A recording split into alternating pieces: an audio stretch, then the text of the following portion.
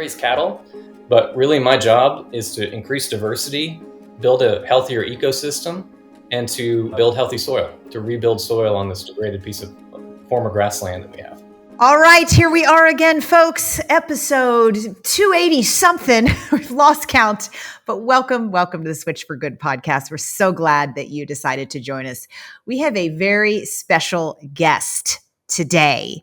So I am going to do an introduction so y'all can learn a little bit about him, but you may have seen him in the Netflix documentary, You Are What You Eat. And we've been on a roll with that documentary, having on the director, Louis Facios, and then the researcher, Christopher Gardner. So you're in for a treat today. We're going to talk about regenerative agriculture. So the impacts of global warming are completely reshaping our planet. And without swift action, we are going to be in big effing trouble, if I may say it that way. Today's guest is dedicated to addressing this issue by revolutionizing our food system. And he believes regenerative farming plays a crucial role, sustainable in mitigating the effects of climate change. Thomas Locke recognized a need for change in the way that we produce our food. So he left behind a corporate job to pursue his calling. And after internships at farms around North Carolina, he returned to his family's land in Windham, Texas, and revitalized its soil and enhanced biodiversity in an ecological manner. Thomas's farm is a role model for all those large factory farms that do not consider the environmental effects of their confined animals feeding operations, or CAFOs as we know them, not to mention the suffering of their livestock experience. Thomas was also featured, as I mentioned, in the Netflix docuseries, You Are What You Eat, a twin experiment. And today, his mission is twofold: to change consumer mindsets around food sourcing, then equip the next wave of farmers with the knowledge to embrace sustainable practices so that farming can help us deal with climate change and not exacerbate the problem. So join us as we delve into his journey and learn about regenerative farming. Welcome to the show, Thomas. Thank you so much for having me. This is a real pleasure of mine, and I've enjoyed your podcast, watching it. As an omnivore and a regenerative farmer for a long time, but I'm really happy to be here. So thanks for having me. Well, we are flattered to hear that you're a listener. Thank you. I got to tell you, my favorite scene in the docuseries was not anything with any of the twins. My favorite scene was when you got back from your trip in New York, which is what we want to start this conversation with, at 11 Madison Park. And you're looking out over the gorgeous, vast fields on your property, and the cows are grazing. And you said something, and I'm not going to say it perfectly, but that here you are, a cattle farmer, and you're dreaming about mushrooms. I just thought that's the first and last time we're going to kind of see that scene and hear those words. But you raise beef, you eat meat, but you mostly eat plants, and we're going to talk about that. And you went to 11 Madison Park, which is a very, very expensive, now vegan restaurant in New York City. And you went for a meal on your 40th birthday. Talk to us about how that came about. I remember standing in my kitchen, and it was about to turn 40 years old, and my wife said, "Let's go to New York for your birthday." I used to live in New York City. My first job out of college was making about $21,000 a year, living in a shoebox on 4th Avenue in Brooklyn. But I loved the city, and I grew up in Central Texas, just fell in love with it. And so I always try to get back to the city, and I've always wanted to eat at 11 Madison Park. A big reason why I farm, why I do what I do, is because I love eating. I love food. I want to grow my own food. I want to raise my own food. And 11 Madison Park had always just been at the top of the pyramid for me. And Jillian is my wife. We've eaten at nice restaurants all over the world. We've eaten at nice restaurants in New York City. And even though they had gone vegan, which honestly at the time kind of disappointed me, because I was going to miss out on the butter poached lobster and all the things that I thought I would enjoy, I still wanted to go. So we went to the Music Man, saw Hugh Jackman for a matinee. I thought that was going to be the highlight of the trip. We went to 11 Madison Park for kind of an early dinner. And over the course of the next 3 or 4 hours, I was just, I had a paradigm shift, honestly. My life with food changed from that moment moving forward. It was by far the most delicious food that I had ever consumed. Of course, the service was perfect. The setting was beautiful. and the food was art on the table, but mostly it was just delicious. And my impression of pure vegan food for a long time at restaurants, especially, has been that it's okay, but it's not great. And so the next night we went to this French restaurant called, I think Le Coco is how you call it, it's in Soho. And we were eating terrines and, duck and et cetera, et cetera. And the whole time I was just thinking about the asparagus that I'd eaten the night before. It was like being on a date with the most beautiful woman in the world, but you're just thinking about the person you met the night before. And so I came home and I had to write about it. And I didn't have an email for anyone. So I just sat down, got on Instagram and sent them a message. And they pretty quickly wrote me back. And then Daniel Hume, their chef, called, um, which I think is the first time that anyone from Switzerland has called our farm around here. But that was a time with 11 Madison Park where they were getting a lot of really bad press. So Pete Wells, the New York Times restaurant reviewer, had said that their food reminded him of a burning joint and said that it was like smelled like a cleaning supply, something or other. And so Daniel, I think, really resonated with the letter that I wrote. He saved it. And then, of course, when Louis was doing the documentary, he focused a lot on Daniel. He showed him my letter. And then that's how I became part of the documentary as well. You compare asparagus, which to most people is a vegetable that is incredibly unassuming. They just prefer to just slather it in butter and ignore the actual asparagus itself. You compared that to like a spiritual experience. It really was. I mean, it was, I said paradigm shift earlier, but my appreciation of food goes back a long time. When my folks got divorced, my mother started a restaurant. It was kind of a gourmet takeout restaurant. And so I grew up pretty much from when I was 10 until, 16 or 17, chopping onions, carrots, and celery, and smelling food and tasting food and understanding food. And food has been a big part of my life, appreciation of it, understanding how it's grown and raised, appreciating that. And so when that paradigm shift happened, it was really something that was pretty important to me. And one of the greatest qualities in a human being, in my mind, is the ability to take a perspective that you hold on to extremely tightly and change that when presented with different evidence. It's something that's really hard for human beings to do that. And it was quite honestly easy for me to do that with 11 Madison Park because it was so delicious. It was just such a wonderful experience. And we actually grow asparagus in our garden now. And one of my favorite things to do every year is sit in our garden on top of the cover crop next to the asparagus with my 5-year-old son and just pick it and eat it raw. I think that's the best way to eat it. I just went last summer with 3 folks from Switch for Good and somebody from Plantaga, and we're all like, it was a spiritual experience and just completely blown away. And every single course was to die for. But the butter, I mean, was that just the incredibly mind blowing to you as it was to me? That was a huge part of it. Yeah. And it wasn't traditional dairy butter. I think, I cannot remember what they made it with. I think sunflowers maybe. And then the bread, the laminated bread. Yeah, it was the most, and there was some like roasted onion in the butter flavor.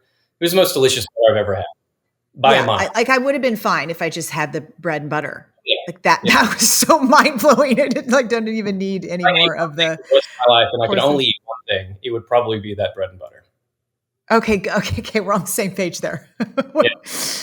You've spoken a little bit about, your history with food and growing food, and how much you and your wife love food and food experiences, and have gone to some of the finest restaurants all over the world. Do you have a food philosophy that is meaningful to you that you can share with us? Well, it's, as a regenerative farmer and someone who has a big garden, and we try to feed ourselves as much as we can from the farm. The only meat that we eat is from our farm. And we try to grow as many vegetables as we can on the farm. I don't have like an elevator speech for a food philosophy, but it's food is one of the 3 things that we need the most in life: food, water, oxygen. And it is probably the most devalued commodity that we have currently because we have such an abundance of it at this time in our lives. And so my philosophy, and I'm challenged with this all the time as just someone who lives in the United States of America and is constantly presented with food that you really don't know where it comes from. You don't know how it was grown. That's constantly challenging you as a consumer to hold on tight to what you believe in. But yeah, local, seasonal, know your farmer, rancher, and ideally that food should be grown in a regenerative fashion. And we can talk about what regenerative means. Um, but really, to me, it's the how, not the what, that is as important. It's how we grow spinach in the Salinas Valley or lettuce. It's how we raise cows. It's how we grow corn and soybeans. And then, of course, the what is important too, from a health perspective or your personal ethics, et cetera. But if we changed the how of how we grow food, I think that so many of the problems that we face as citizens would slowly start changing if we started focusing on the how. We could grow animals and plants and all and seafood and everything, but it's the process and how we do it versus what the actual food is what's important. I remember you emailing us that, I mean, that was a sentence that was really clear in your email. I thought we've got to dive into all the aspects of what you mean around the how. Yeah. So I think perspective is, once I gained perspective as a human being on how we grow food and how we raise animals in this country, that's when everything started to change for me. I had an appreciation for eating food. In my mother's restaurant, she didn't buy any. I mean, there wasn't such a thing in Georgetown, Texas as regenerative agriculture, or we certainly weren't aware of it at the time anyways. So I knew what food was, I knew what I liked to eat, but I didn't know how it was grown or raised. And so when I gained that perspective, everything changed. David Foster Wallace was an acclaimed author, and he, at Kenyon College, gave a commencement speech about perspective. And he started by saying, there's these two fish that are swimming along. Another fish swims past, and he says, how's the water today, boys? The two fish keep swimming until one of them looks at the other one and says, what the hell is water?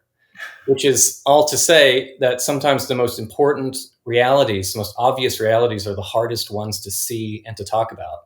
And I think that that's true with our food system right now, and with civilization in general, with how we live, is that it's so common to us because we were born into this society. It's the water that we swim in, and we just don't recognize, we don't have the perspective of what we're doing. But we have to remember that human beings didn't get here 10,000 years ago when we started growing food. We got here 300,000 years ago. Our Homo sapiens did, our species. And if you were to take a human being, a baby, a newborn baby from that time period, and time travel back to today and raise them in our culture, they would pretty much act the same way that we do because we're genetically identical, if not almost identical. The thing that's different is the story that we're enacting on a daily basis as civilized people. And so for 290,000 years, we essentially lived according to the laws of nature. And then 10,000 years ago, we started growing our own food, roughly 10,000 years ago. And the use of our imagination and the fact that we were growing our own food led to civilization, which then our species diverged into two paths. We still were tribal, and then we were civilized. And you can see the unintended consequences of how we have lived as civilized people for the last 10,000 years. With the loss of topsoil, with climate change, with rapid depleting natural resources, with the first mass extinction event in 65 million years, which is something that all your listeners are well aware of, and y'all are well aware of. But it's based on this totalitarian system of agriculture that we began practicing 10,000 years ago. So based on this totalitarian system of agriculture that we began 10,000 years ago, and the foundation of civilized mythology, which basically states that human beings are separate from nature, that we are different, that we're better than that we are exempt from those laws. And, when you break it all down, we're just carbon-based life forms with a higher level of consciousness that we're aware of. And until we realize that how we grow food and how we live in a relationship with land should change, we're going to continue to face the same problems that we face today. We'll continue to just use technology and innovation to try to solve everything, and we won't look to nature to actually find truths that exist that I think will save us from ourselves. And the way that we grow food and the way that we're in a relationship with land and with animals and with nature is a huge, huge part of that. It's a huge part of solving that puzzle. So let's talk about the how, because you mentioned that, and we've also mentioned the phrase regenerative agriculture several times. So can you define what regenerative agriculture means? Well, there's a lot of different definitions for it. And the basic definition is that we have desecrated land for the last 10,000 years. In our own country, you can look at our history when we began dragging a plow across the Great Plains in the 1830s and 1840s, removing tribal populations, killing the bison, destroying the ecology of the Great Plains, and then tilling the soil over and over and over. We just desecrated our land. And the timeline of that is that we basically did that for 100 years. We did that on my own farm here. My ancestors got here in 1850. They tilled the soil. They killed all the animals. They grew monocultures. And then after about roughly 100 years, the Dust Bowl was a result of that. Farmers had mined all of the fertility out of their soil. And they just, there was a mass migration to urban populations. And other farmers just said, I can't do this. The end of World War II was a shift. And this is a very long answer to your question, but the end of World War II was a shift for that because the chemicals that we used that were developed actually by a German scientist, pesticides, herbicides, we used in the war effort, then were repurposed to use in agriculture. It's called the Green Revolution. Ammonium nitrate was the first synthetic fertilizer that we started using after the war. And so farmers found or had this lifeless piece of land, and you can kind of think of it as like an Olympic athlete. And Dotsie, you were an Olympic athlete, but an Olympic athlete, we found it in this just perfect condition, and we just rode into the ground. And then we found it lying lifeless on the side of the road. And instead of regenerating that at the time, letting it rest, feeding it well, we just pumped it full of drugs. And it sprung back to life like a listless partygoer after 2 lines of cocaine. And that's the same food system that the industrial food system is today. A little more than 2 lines. Yeah, at first it was 2 lines. And now it's like a whole mile of it. Yeah. And so regenerative agriculture is about going back to the basic truths of nature, the laws of nature, and following that in the way that we farm, the way that we raise animals, just looking at how nature does things and replicating that, not using chemicals, keeping ground covered with living root systems at all times, and diversity. Everywhere in nature, you see diversity. There's no monoculture in nature. So every regenerative farm or ranch is all about diversity of your ecosystem and your soil, your land, your water, your air, diversity of animals, diversity of crops. And yeah, that's the basic definition. Thomas, it sounds like regenerative agriculture has a lot to do with focusing on enriching soil. Can you explain to us about what the difference is between soil that isn't rich and soil that is? And why it's important too, not just for growing our crops, but maybe other reasons. Yeah. Well, I was thinking about this today when I was in the pasture, and there's a lot of press these days about our gut health, our microbiome, and microbes in our body, and how, a healthy gut health, gut microbiome leads to health, happiness, longevity. The same is true for nature, for our soil. And soil is what differentiates soil from dirt is that soil is living. Like a handful of healthy soil contains more life forms than all of the humans that have ever existed on planet Earth. And the more microbes that are in your soil, the healthier it is. And basically how this functions, and one of the reasons why I really got interested in regenerative agriculture is that from a carbon perspective. Carbon is the currency of all life in soil, right? So when nature is functioning properly, a grass plant, a tree, any other living thing with a living root system takes carbon out of the air through photosynthesis, basically shifts it down into the soil, trades it with soil microorganisms like bacteria, fungus, arthropods, nematodes. They cycle nutrients through their body, which make them available to plants. And that's how plants get nutrients. It's through exchanging carbon dioxide, they convert it into an organic molecule, they exchange it with soil microorganisms, and then they get nutrients. Without that carbon exchange, we would live on the moon. Nothing would grow. And it's completely dependent on those soil microorganisms.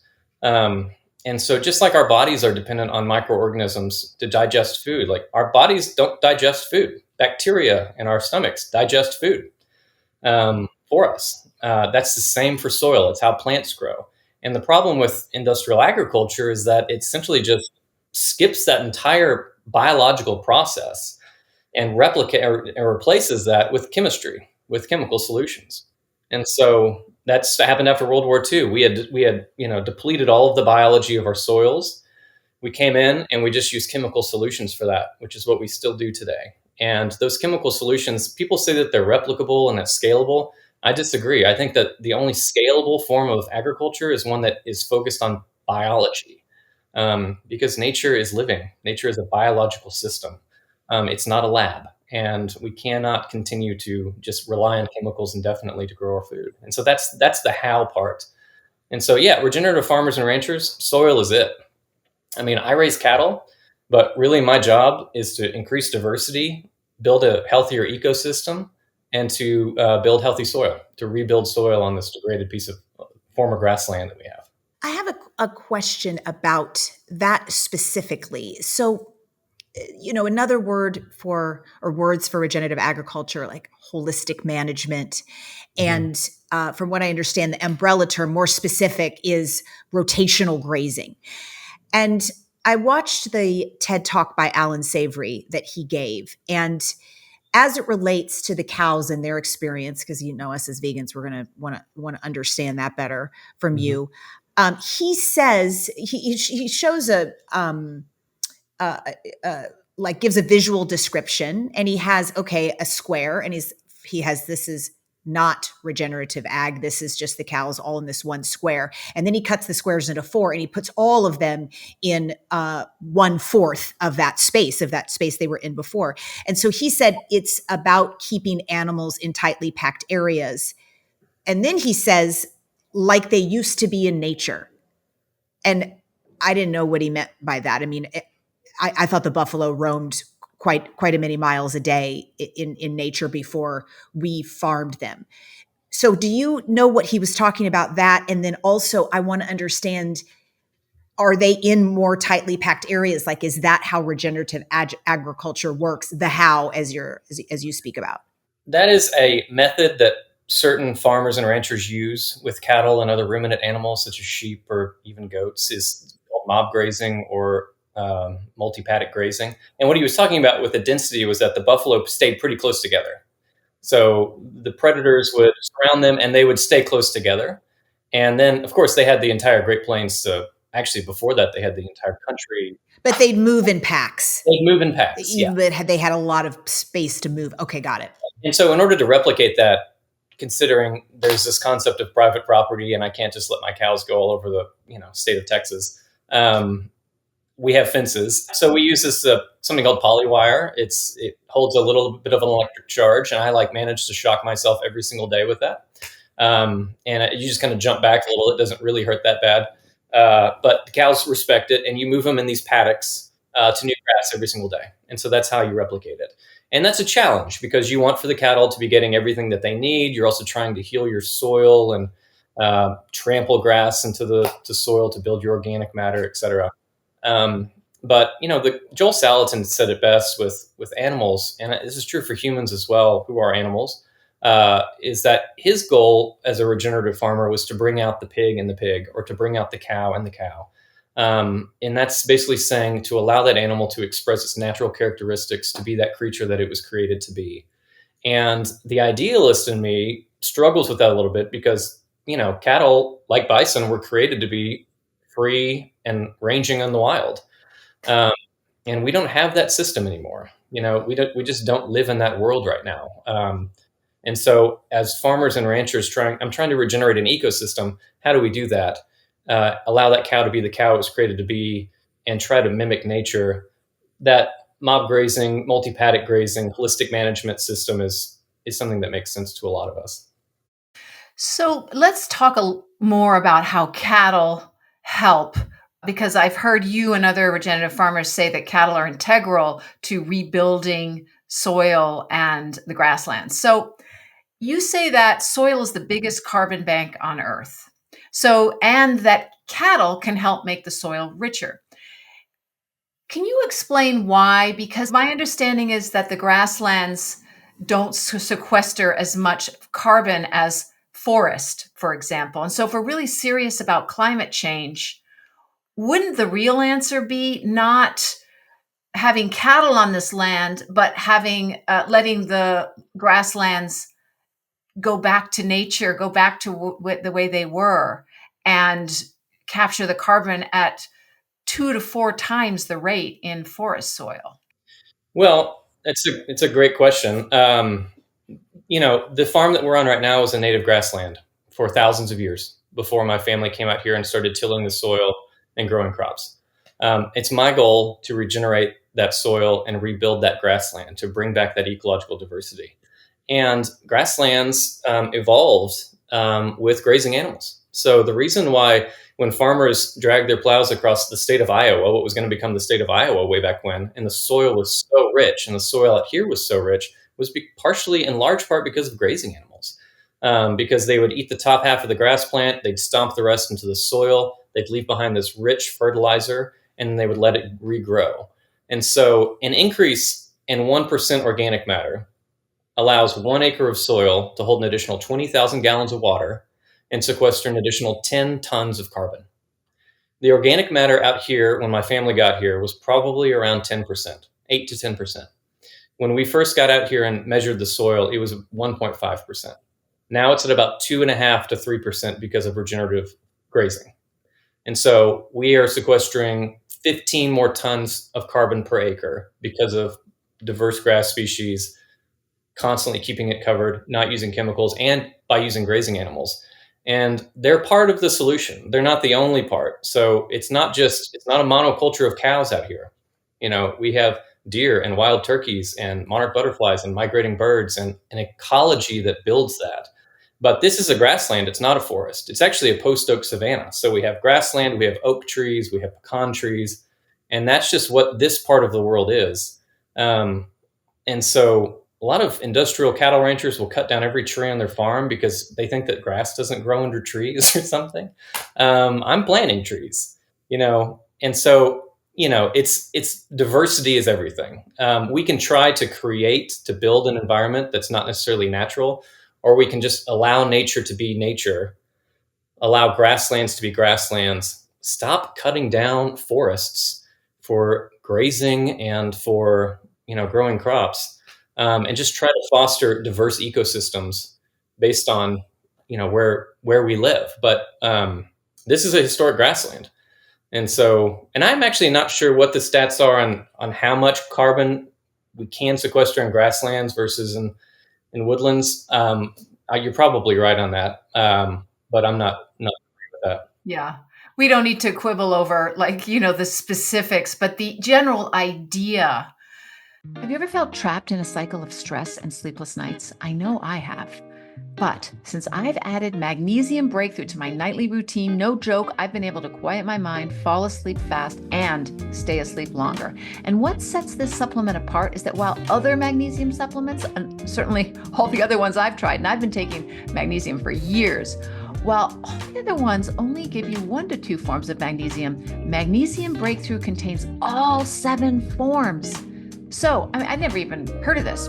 So it will not only help you fall asleep, but it will keep you regular and focus your mind, plus the many, many other things that magnesium does, which you've probably heard me talk about on this podcast, because as I said before, I've been taking magnesium for years and it's really, really helped me. But I love this magnesium because it contains all 7 forms of the supplement, and it's vegan, gluten-free, and soy-free. And also super important to me because, as we know, supplements aren't regulated. They don't contain always what they say they contain, but Magnesium Breakthrough has received a good manufacturing practice certification through third-party inspections, so you can trust Bioptimizers. So get this all-natural, full-spectrum magnesium supplement by going to bioptimizers.com/switch4good and use promo code switch4good during checkout to save 10%. I understand that you are improving over industrial ag, but the question is it as good as if we didn't have cattle at all? It's not as good? I don't think so, because grasslands evolved with grazing animals. And so if we're going to look to nature for answers, which is what I believe in, we have to have grazing animals on grasslands. And that can be bison as well. But if we just let this land, if I just put up huge fences, didn't let any animals onto this land, including grazing animals, this land would not look like it looked when my ancestors got here at all. Well, we're definitely not saying that. That would be anti-nature. And so it would be about letting nature. But do we need to confine them and then sell them? I mean, they definitely need to be out there. Yeah, well, that goes back to that whole private property thing. The definition of confinement changes obviously for different people. I would love it if the Great Plains still existed and we had wild herds of bison. and we allowed animals to roam freely, but we don't have that. It just does not exist. And the government isn't going to do that. Bill Gates and other billionaires could buy up 895 million acres of land, tear down all the fences, get rid of all the agriculture, and bring that back to a wild space. But that's probably not going to happen.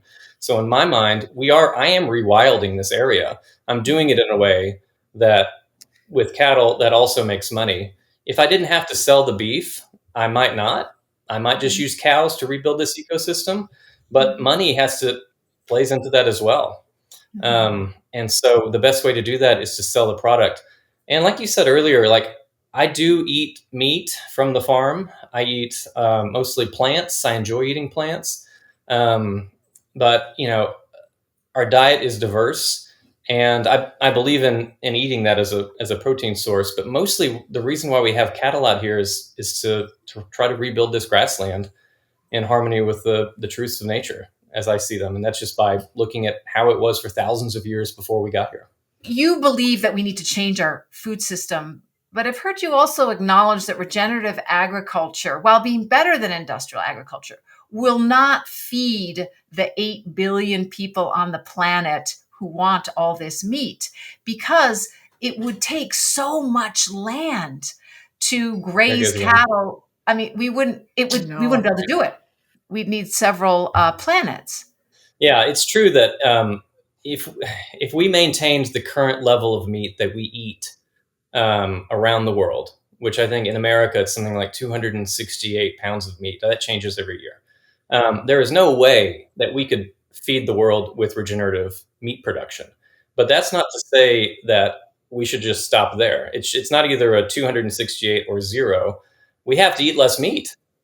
And our food system is gluttonous. I mean, just look at an Arby's commercial, for example, this like discussing how much meat can we put on in between a piece of bread, or like some triple beef bacon covered monstrosity, that's just put in front of us. We don't need a food system like that. Clearly, it's not good for our health. It's not good for our planet. It's not good for the animals. It's not good for anything. The only thing it's good for is a food system. Some people making money on that. And so, yes, we need to eat less meat. We need to eat better meat. And if you choose to eat meat, ideally that should come from a regenerative source. But I think that we can feed the world. We choose not to through industrial agriculture, because industrial agriculture was designed to make money. It wasn't designed to feed the world. That's a marketing gimmick. It never will feed the world. But regenerative agriculture with plants and with animals absolutely can. It's just it's a moral choice, really, if we choose to do that. But clearly, our food system is going to have to change dramatically for that to happen. And the only way that I can see that happening is just with consumers making different choices with how they spend their money. And that doesn't mean you have to make some fundamentally huge change in your life. It means that 1 or 2 nights a week, you buy food from regenerative farmers and ranchers. You can order it online, or you can go to your farmer's market, know your farmer, and buy it and cook food like that way. That's going to make a huge difference in our food system. But it's just not going to change because of some governmental policy. I mean, the one thing that politicians agree on in this horribly divided environment is the Farm Bill. That's the water cooler issue for politicians these days, is subsidizing industrial agriculture. And I cannot remember how much money. I think it's $250 billion. Subsidizing that system essentially so that the chemical and seed and big food corporations can continue to make money, so that commodities brokers can continue to make money. The largest commodities broker in the world is Cargill. They're in Minnesota. Their family has no fewer than 14 billionaires. And the average farm debt is something like $1.5 million. The total farm sector debt right now is $400 billion, something like that. So it's a system that's terrible for land. It's a system that's terrible for farmers. It's a system that has created a public health epidemic.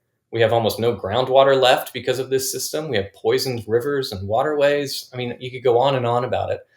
And so my main message is that it's not just if we eat plants, it's how those plants are grown.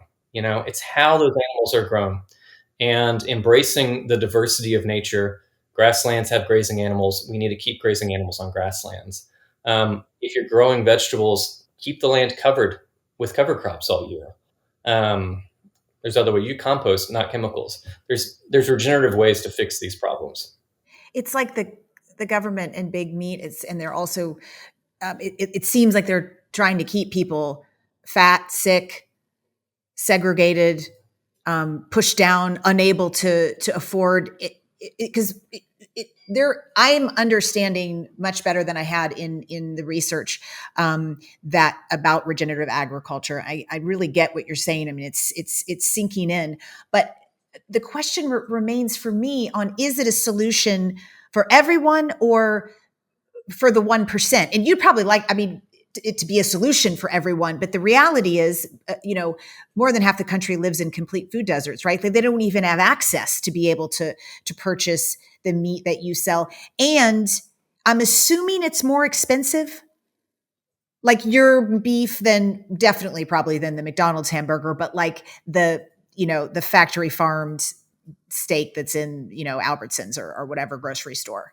It is. Yeah, it is. And there's lots of reasons for that. One of them is that we don't get $250 billion worth of subsidies every year.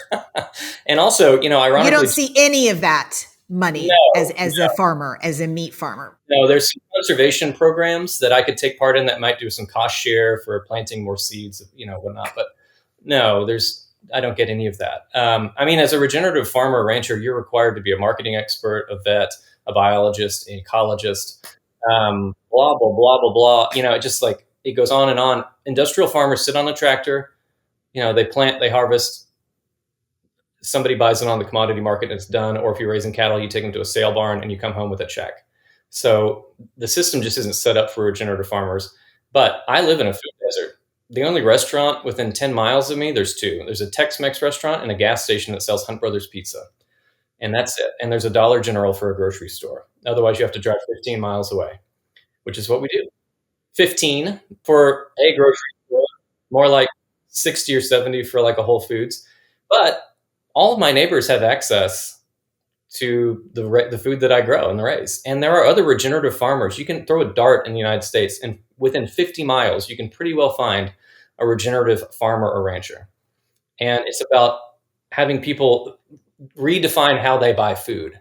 My own family, like, go home for Easter, gonna have a ham. My mother will go to HEB, which is a grocery store in Texas, and get a Hormel Cure 81 ham, even though I raise my own. Well, that's because she gets food at the grocery store. That's just what people do. And so we have to change the way that people buy food.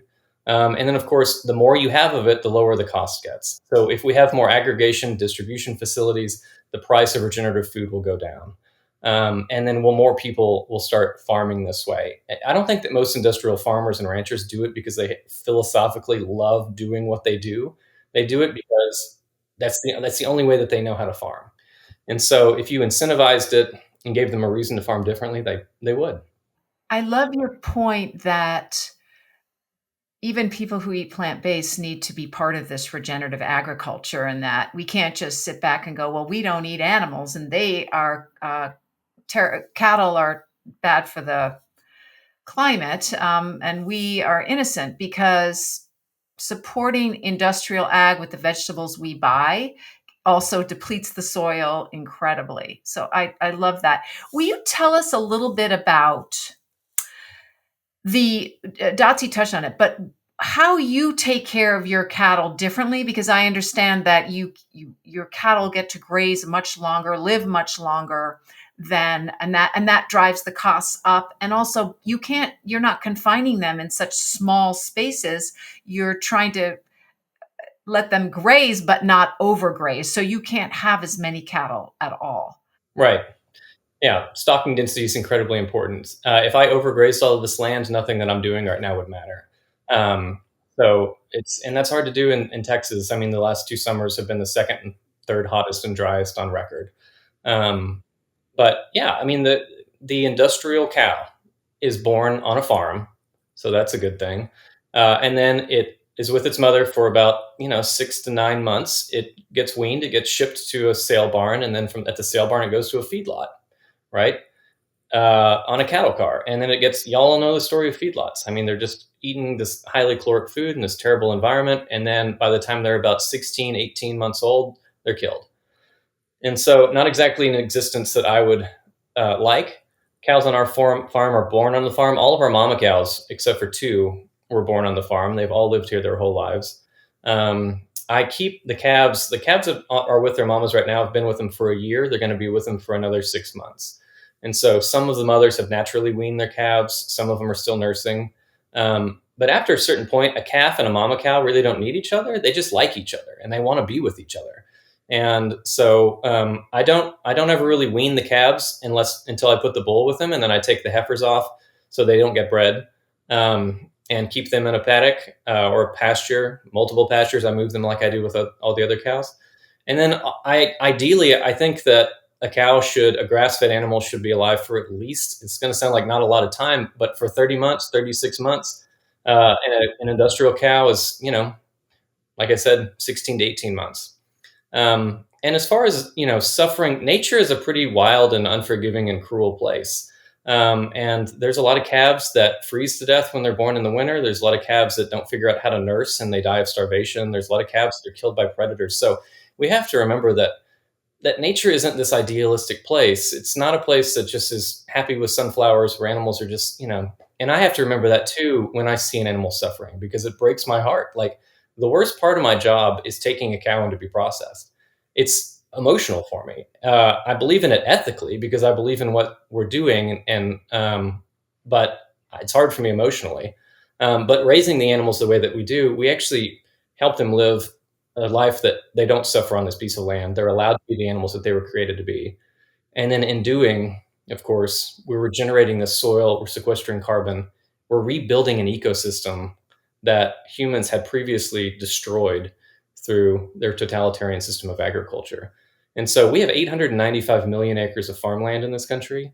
Currently, about 5% of that land is farmed the way that we're talking about, farmed for healthy soil, farming with a regenerative mindset. Both vegetables and cattle? Both vegetables and cattle. Yeah, about 5% of the 895 million acres. And since 1960s, 70s, we've lost a third of our topsoil worldwide.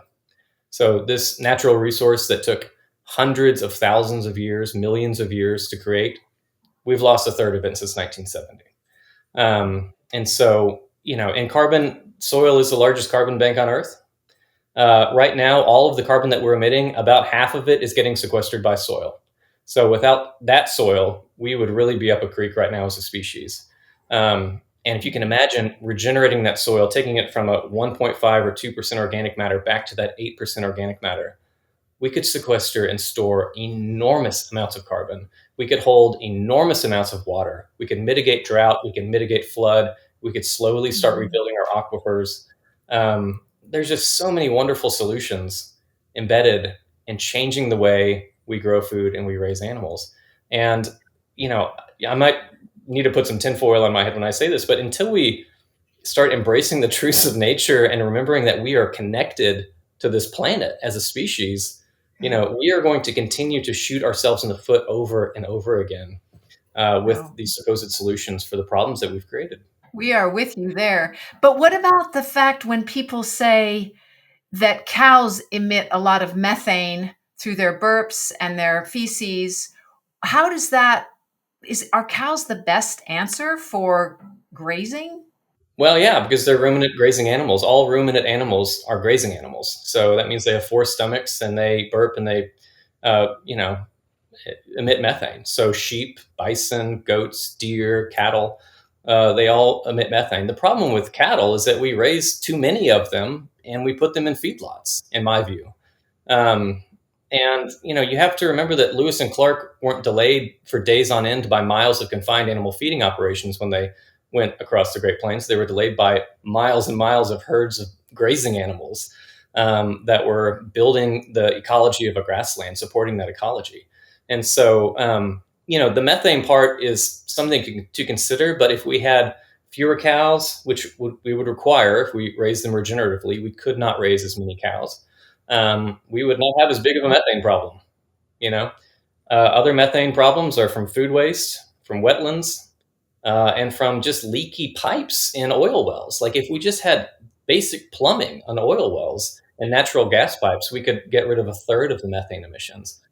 So that kind of just, again, goes back to the how. Like, if we just change the way that we raise the cows, if people ate much less meat, if they choose to eat it at all, um, we could use cattle as a solution, um, and not have the methane problem.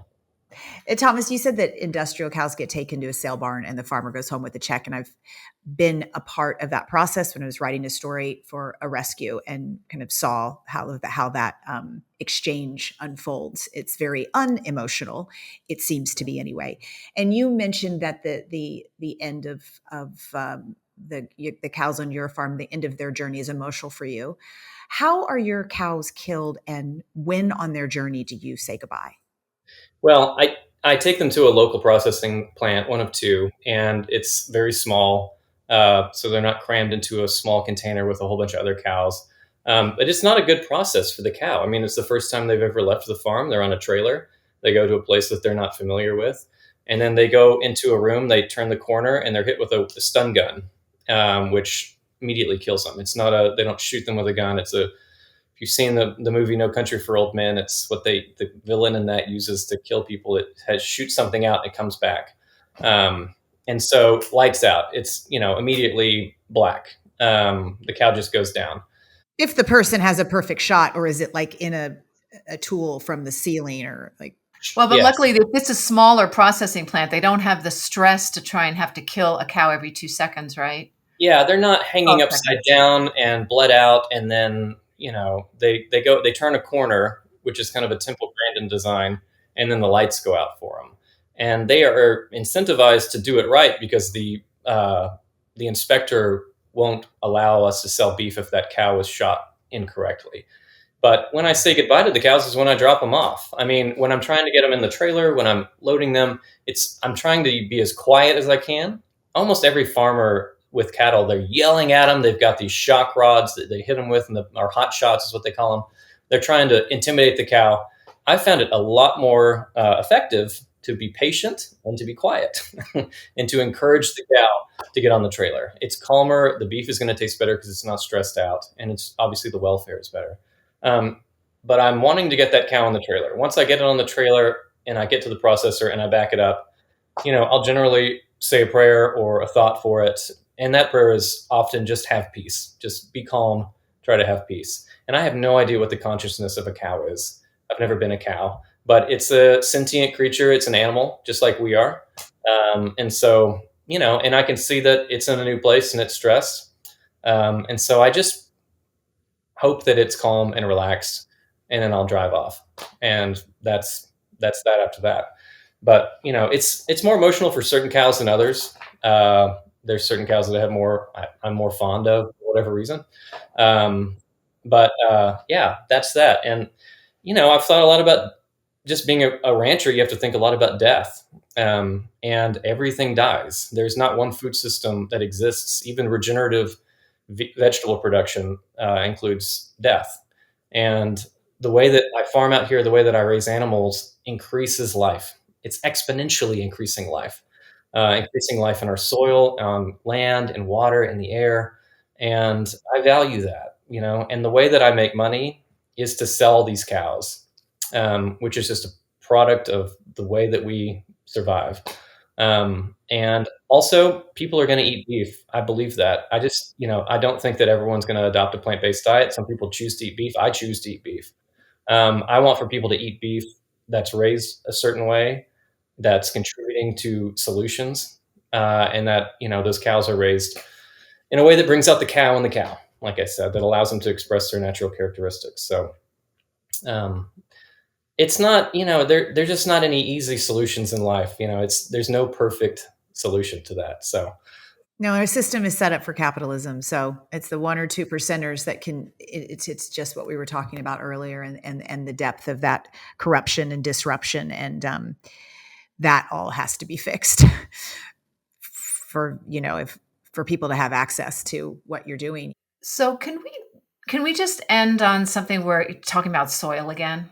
Because it's so important. And I want our audience to really understand that we can all be part of the solution, even if we don't eat grass-fed beef or meat at all. And that is that we can choose to get our other food from regenerative soil. So can you talk, you mentioned the Dust Bowl, and you mentioned how we've lost a third of our topsoil in 50 years. What does that mean for our future? What do you see in the future if it stays the same, just loading more fertilizer on dead soil? What do you see? Well, it's like if you've known anyone that has a drug problem or is an alcoholic, they have two choices. Ultimately, they can stop or they can die. I mean, and nature is very similar to that. We cannot continue to till our soil into oblivion and use drugs to grow food and completely sidestep the biological process and expect anything good to happen. Um, you know, I could go on and on about that, and I won't. But soil is the foundation of life. It's the foundation of how we have existed on this planet for humans for 3 million years, Homo sapiens for 300,000 years, and everywhere in nature there is diversity. So we have to value diversity. Farmers have to value diversity, and our diets need to be diverse. Whether or not you choose to eat meat, we need to have diverse diets. Healthy food comes from healthy soil. And if we continue to exploit our soil and exploit our land as a simple commodity to make money for a certain number of people, not only will the climate continue to get hotter, we will exhaust all of our natural resources, and we won't have food. I mean, it's a crazy thing to think about considering the abundance of food that we have right now. But we will not be able to grow that food. We'll be dependent on other countries to import food, which, if you want to talk about vulnerability, not being able to feed oneself is a huge vulnerability. But they're doing the same thing too. So, Yeah, well, right? we import more specialty crops now which means vegetables, quote unquote, specialty crops are food that we eat from other countries than we grow. And we export the commodity crops, the corn, the soy, the wheat, the sunflowers. Um, and so, our food system needs to change dramatically. But if we don't start recognizing the fact that we are part of nature and that we are part of an ecological system and start honoring that, then ultimately we will exhaust all of the resources in this world, as we are doing. Our groundwater is almost depleted.